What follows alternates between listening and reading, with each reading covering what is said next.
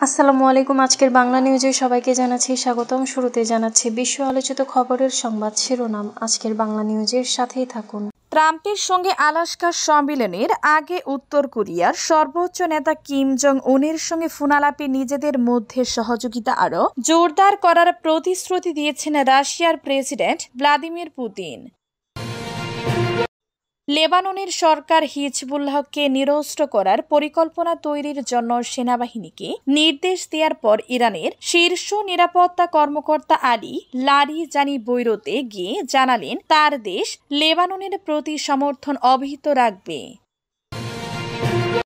ইসরায়েলের গাজা উপত্যকাকে সম্পূর্ণভাবে দখলের পরিকল্পনার তীব্র নিন্দা জানিয়েছে উত্তর কোরিয়া। দেশটির রাষ্ট্রীয় বার্তা সংস্থা কোরিয়ান সেন্ট্রাল নিউজ এজেন্সি এক প্রতিবেদনে এ তথ্য জানিয়েছে। মিয়ানমারের দ্বিতীয় বৃহত্তম শহর মান্দালয়ের বাহিরে জান্তা বাহিনী ও সামরিক অভ্যুত্থান বিরোধী বিদ্রোহীদের মধ্যে সংঘর্ষের সময় আটকে পড়া একটি বেসামরিক সরবরাহ গাড়িবহরে বিমান হামলায় অন্তত ৮ জন নিহত হয়েছে। লাম্পেদুসা উপকূলে অভিবাসীদের বহনকারী একটি নৌকা ডুবে যার ঘটনায় অন্তত ২০ জন নিহত হয়েছে। নিখোঁজ ১৭। আওয়ামী লীগকে বাদ দিয়ে নির্বাচন করলে তা গ্রহণযোগ্য হবে না বলে মন্তব্য করেছেন জাতীয় পার্টির চেয়ারম্যান গোলাম মোহাম্মদ জি.এম. কাদের। এতক্ষণ শুনছিলেন বিশ্ব আলোচিত খবরের সংবাদ শিরোনাম। এবার বিস্তারিত। ট্রাম্পের সঙ্গে আলাস্কা সম্মেলনের আগে ফোনে পুতিন কিমের ফোনালাপ। উত্তর কোরিয়ার সর্বোচ্চ নেতা কিম জং উনের সঙ্গে ফোনালাপে নিজেদের মধ্যে সহযোগিতা আরও জোরদার করার প্রতিশ্রুতি দিয়েছেন রাশিয়ার প্রেসিডেন্ট ভ্লাদিমির পুতিন।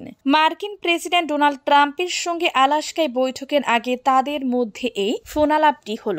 বুধবার পিয়ংইয়ং এর রাষ্ট্রীয় সংবাদ মাধ্যমের বরাত দিয়ে সিউল থেকে বার্তা সংস্থা এএফপি এ খবর জানিয়েছে।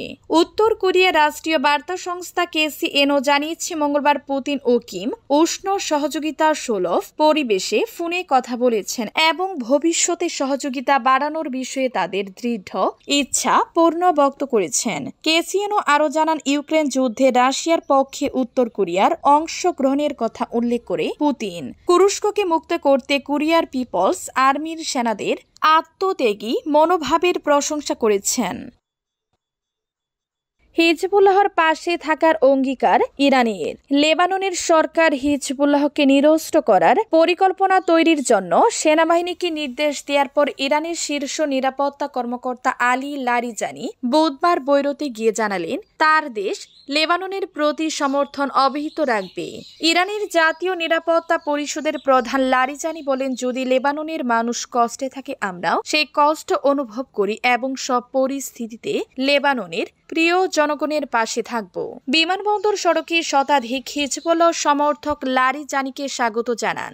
তিনি গাড়ি থেকে থেমে তাদের সঙ্গে শুভেচ্ছা বিনিময় করেন। সমর্থকরা তখন স্লোগান দিচ্ছিলেন। তার সফরে লারিজানি লেবাননের প্রেসিডেন্ট জোসেফ আউন, প্রধানমন্ত্রী নওয়াফ সালাম এবং সংসদ স্পিকার ও হিজবুল্লাহ ঘনিষ্ঠ রাজনীতিক নাবিহ বেরির সঙ্গে বৈঠক করবেন। ২০২৪ সালের নভেম্বর মাসে ইসরায়েলের সঙ্গে যুদ্ধবিরতির পর থেকে হিজবুল্লাহর ক্ষমতা হ্রাস পেয়েছে।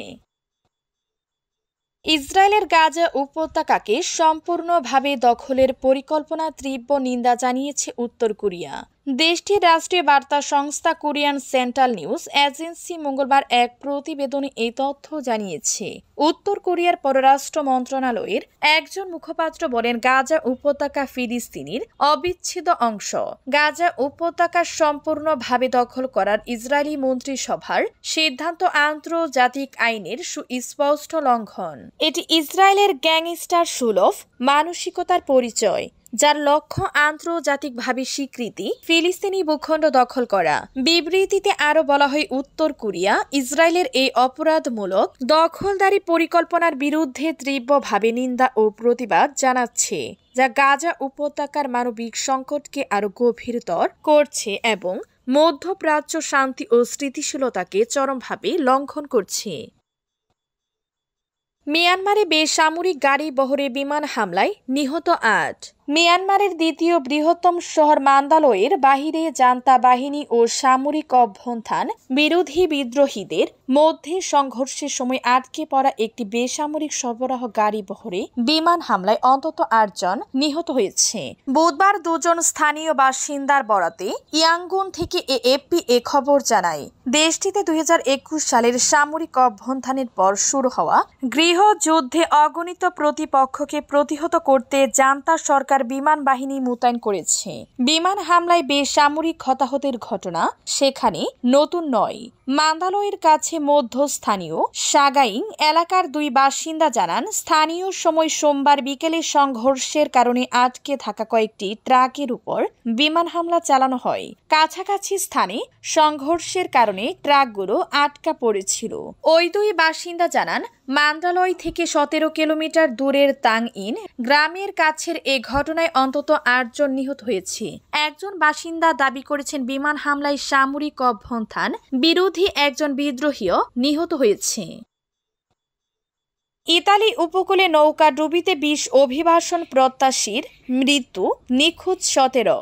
ইতালির দক্ষিণ অঞ্চলীয় দ্বীপ লাম্পেদুসা উপকূলে অভিবাসীদের বহনকারী একটি নৌকা ডুবে যাওয়ার ঘটনায় অন্তত ২০ জন নিহত হয়েছেন। এ ঘটনায় নিখোঁজ রয়েছেন আরও অনেক অভিবাসী। বুধবার সকালে লাম্পেদুসা থেকে প্রায় ২৩ কিলোমিটার দূরে এ দুর্ঘটনা ঘটে বলে জানিয়েছে জাতিসংঘের শরণার্থী সংস্থা UNHCR এবং ইতালির রেড ক্রস জানিয়েছে, উদ্ধারকারী দল এখন পর্যন্ত ২০ জনের মরদেহ উদ্ধার করেছে। এছাড়া ৪ নারীসহ অন্তত ৬০ জনকে জীবিত উদ্ধার করে লাম্পেদুসায় নেওয়া হয়েছে। আহত ৪ জনকে চিকিৎসার জন্য হাসপাতালে ভর্তি করা হয়েছে। বেঁচে যাওয়া অভিবাসীদের ত্রিপোলি থেকে বুধবার ভোরে ২টি নৌকায় করে ইউরোপের উদ্দেশ্যে যাত্রা শুরু করেছিলেন। পথে একটি নৌকায় পানি ঢুকতে শুরু করলে সব যাত্রী অন্য নৌকায় পরে উত্তাল সমুদ্রে অতিরিক্ত যাত্রী বোঝাই সেই নৌকাটি ডুবে যায়। ধারণা করা হচ্ছে ওই নৌকায় ৯২ থেকে ৯৭ জন অভিবাসী ছিলেন। এখনও কমপক্ষে ১৭ জন নিখোঁজ রয়েছেন। আওয়ামী লীগকে বাদ দিয়ে নির্বাচন করলে তা গ্রহণযোগ্য হবে না বলে মন্তব্য করেছেন জাতীয় পার্টির চেয়ারম্যান গোলাম মোহাম্মদ GM কাদের।